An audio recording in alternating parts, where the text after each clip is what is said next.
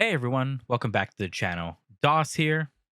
With the confirmation of Springtrap being the next killer for Dead by Daylight, I thought I should give everyone an explanation of who he is, his past, and his fate. This video will include information on Springtrap or his previous identity, William Afton, from the games and subsequently from the movie. Afton does exist in the books for FNAF, however, as of right now, it seems Dead by Daylight are only representing the characters from the games and the movie. So without further ado, let's begin. William Afton, also known as the Purple Guy by the community, or his future identity, Springtrap, is the main antagonist of most of the Five Nights at Freddy's series. An extremely dangerous and vile individual, Afton was a serial killer who believed that abducting and murdering small children would allow him to almost absorb their life essence and allow him to become immortal, and thus never have to face death. As he seemingly developed an unbearable fear of dying after witnessing the deaths of his two children, Elizabeth Afton and his unnamed son, dubbed the Crying Child by the community. In the 1970s, Afton and his friend and business partner at the time, Henry Emily, created the company Fazbear Entertainment and opened Fredbear's Family Diner. Henry designed, manufactured, and built two spring-lock suits that had the capability to be animatronics as well, these being Spring Bonnie and Fredbear, and later the four main animatronic entertainers for Freddy Fazbear's Pizza, Freddy, Bonnie, Chica, and Foxy, while William would handle the business's paperwork, management, and finances. One night in 1983, Henry's daughter, Charlotte Emily, would be left outside the diner, and William sees the opportunity to kill her.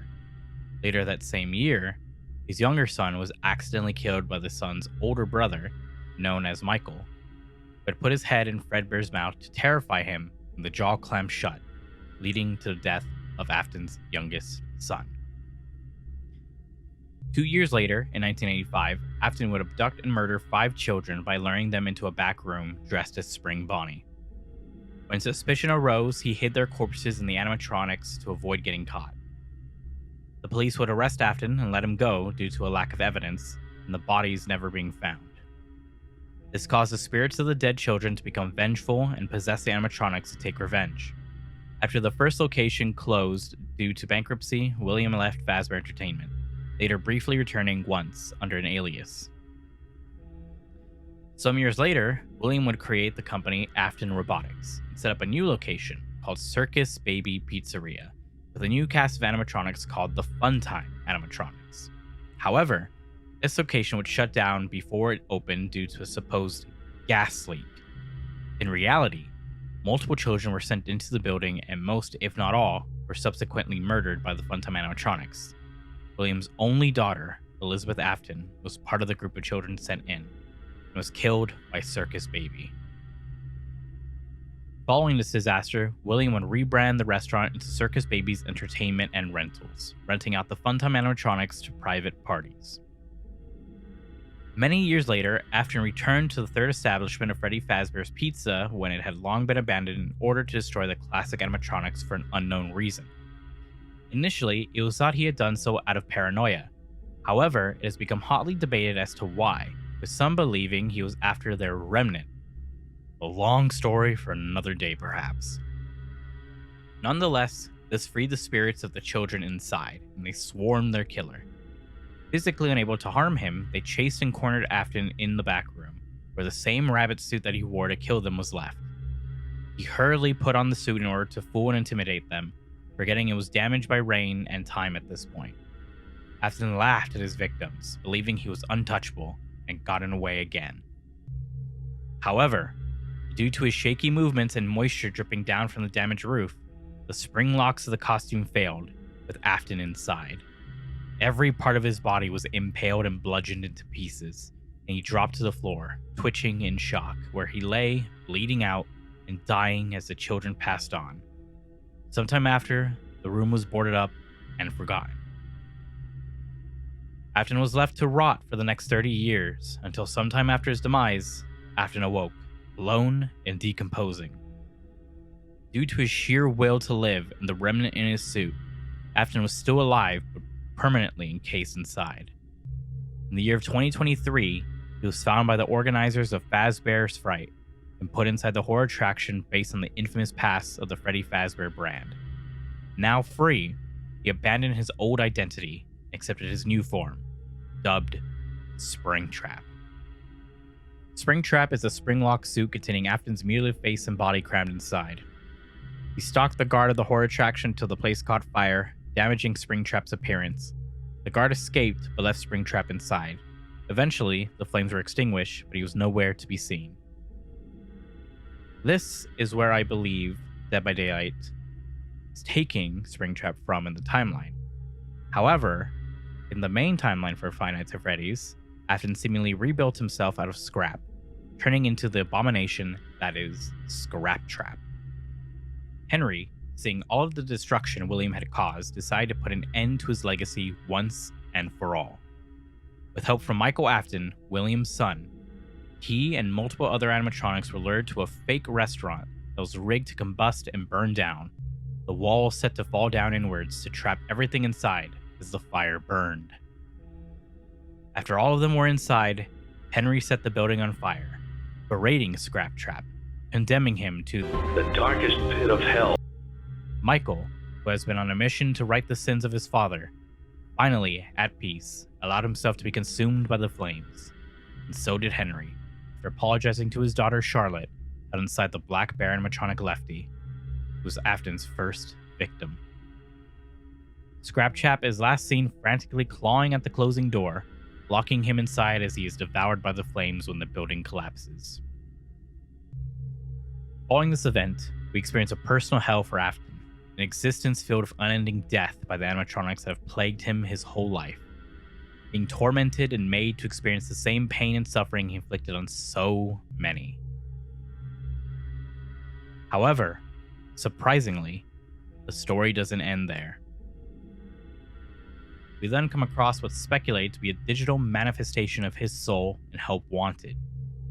This manifestation having the appearance of a cloth yellow rabbit costume dubbed Glitchtrap.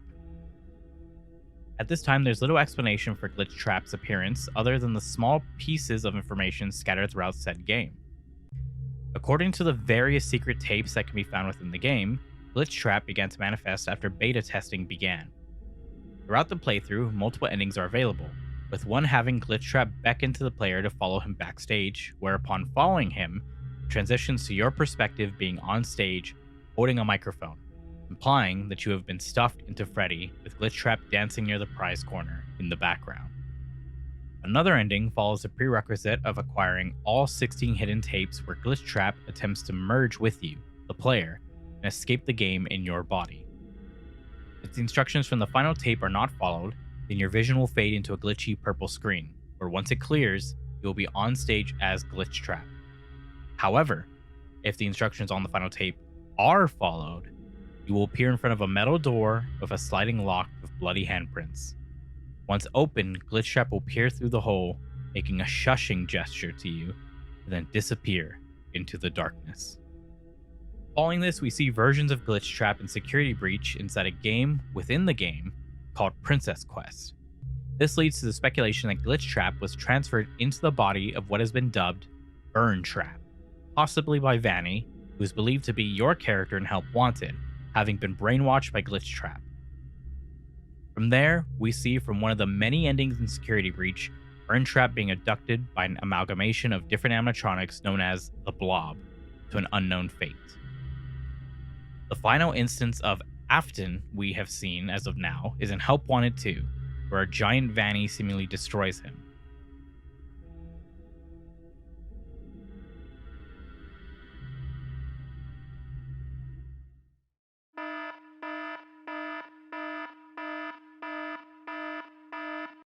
Now, the following will contain spoilers for the FNaF movie. I highly recommend watching the film beforehand. Now, in the film, William Afton's story is a bit different.